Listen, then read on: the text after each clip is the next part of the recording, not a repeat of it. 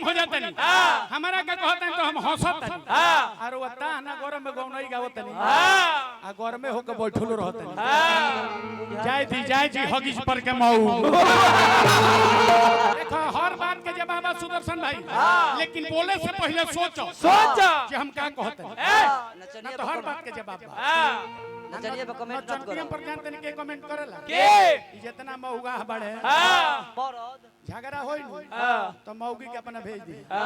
चल जो साड़ी ओड़ी फरवा ली ओकरा बाद उड़ावत तुमका कहई अच्छा मुखिया जी डाइन के डाइन कह दिया चोर के चोर कह दिया डकैत के डकैत कह दिया तो उरा मुंह नोच के धो तब जब मौग होइले न की रोवा मौगा होइले ना होई तो में पिन केला के कौन काम बा आ ओहू में 22 नंबर हम हमरा के कहते हैं तो हम पिन करते नहीं और वो तो साफ गरम हो जाता है साफ और कीरी ऊपर हो जाता रही रोवा टीन खानी गरम हो जाता नहीं हमारा का कहते हैं तो हम हंसत नहीं और वो ताना गरम में गौनई गावत नहीं आ गरम में होके बैठलो रहत नहीं जाय जी हगिस पर के मऊ तो हम आठों भाई से ओ माता जी के भाग बा ओ माता जी भागशाली बड़ी जे उनका चल गए के बाद भोजन भइबे कइलो दान भइबे कइलो भोजन भइले ओ में कहने जे को पंडित जी आइल बड़े तो हम का कहने जे खेत घर द्वार हमरा के लिख दो अब देखी बेवकूफ के अरे जाए साफ खत्म बड़ तू अरे बिलगो होबे आसा में देखी मर जाओ दोसर कोई आए गणतर पर के ब्यास के ले जाके फूक दियो ऐसे ना होता तो गाय भैंस दोसर के गरम हो आइन के ले जाके बहवा गलती कहते हैं चाचा गलती ना नु हां छपरा से देखो फिर जिलाबादी करे लगलो भाई कलाकार देखो कलाकार जिलाबादी ना करे हम छपरा से बानी आई हमार जोनी तंगना बड़ी तोनी बलिया जिला के आ तोहरो ही तू हो अरवल के यारा जिला के माने आरा जिला डेरा बा ऐसे कहीं के होखे बंगाल के चाहे है ना पश्चिम के हां ये तो छिनरी तारा का बेसुरा बताओ अब तू कहतर जे छपरा से लौंडा लेके आइल बड़ा तो हमरा भैया नु कहे के पड़ी जे तू जा हमरा लौंडा आइल बा ठीक देखो हर बात के जवाब सुदर्शन भाई लेकिन बोले से पहले सोचो कि हम क्या कहते हैं नचनिया तो हर बात के जवाब नचनिया पे कमेंट मत करो पर जान तनी के कमेंट करेला के जितना मौगा बढ़े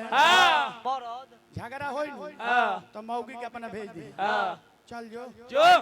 जो साड़ी ओड़ी फरवा ली ओकरा बाद उड़ावत ए मौगाहन ब्यास के चिन्ह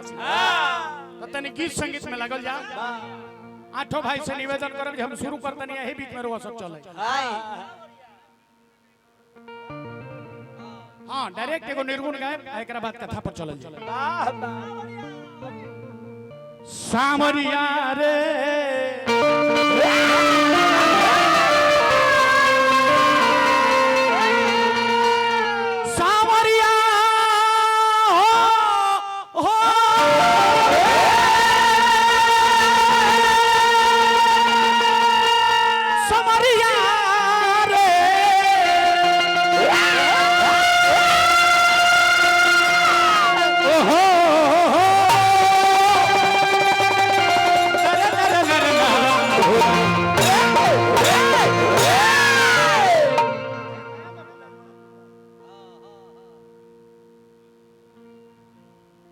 गोस्वामी तुलसीदास जी महाराज अध्यक्ष महोदय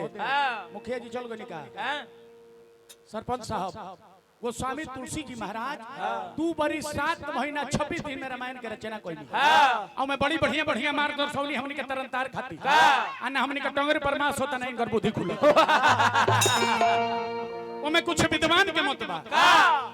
कदू हम जते तो सब एक जगह कहत नहीं आई रोज बदल देता रहे हम तो जब से सुनत नहीं एक को बतिया हर जगह तू गावत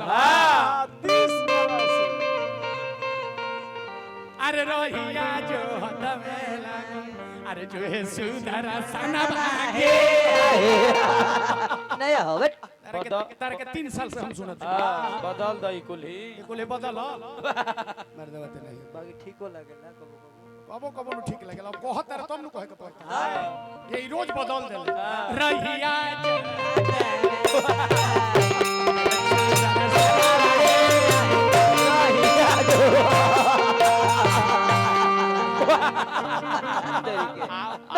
टेंगे टेंगे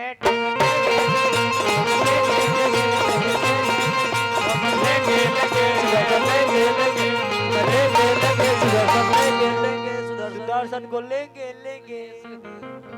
माने प्रेम मोहब्बत भाव प्रेम प्रेम का लिखले बनी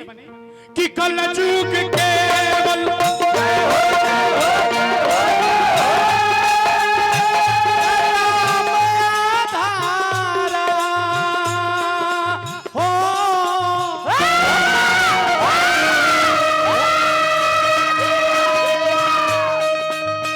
सुमिरी सुमिरी भवभूत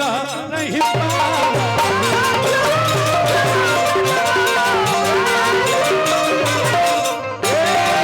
नहीं कलिकर मन भक्ति विवेकु राम नाम अविलंबनेकु नाम जपत शिव अंबर भयउ जन बरन के संशय गयउ सुमिरी पवन सुत पावन नामु अपने बस कर राखहु रामो उल्टा नाम जपी जग जाना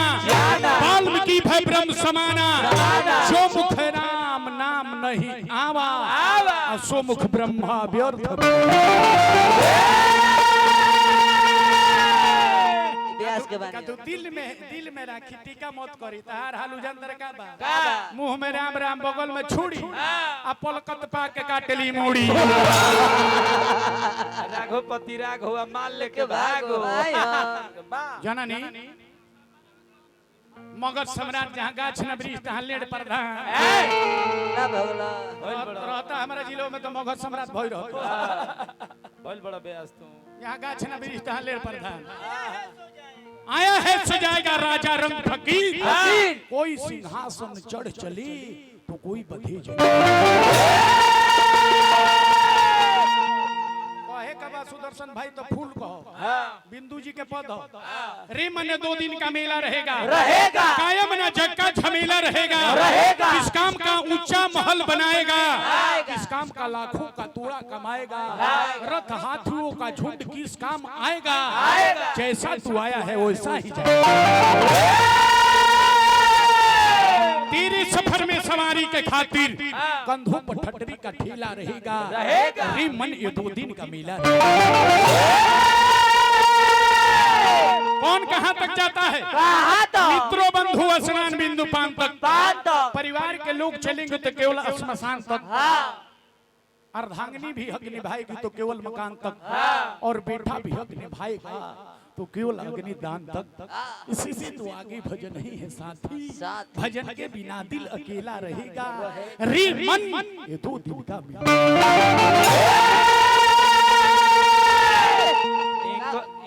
का बुझाता रहा तिवारी जी के इनकर साथ इनकर घोड़ा वो हमारा का बुझल घोड़ा कुकुर रखेला ना भगल 8 भाई से आकर होकर के तने हमरा मंच पर सभाई आएगो माला सर 8 भाई के सम्मानित करब ओ माता जी के नाम पर और माता जी के आत्मा के शांति मिले उत्तम लोक मिले बैकुंठ में वास करे माता जी के आत्मा लक्ष्मण झूला पर झूला झूला आ जाए तो लोग हैं ये हंस लो मालवा तन ले लो डॉक्टर साहब आ जाए जाओ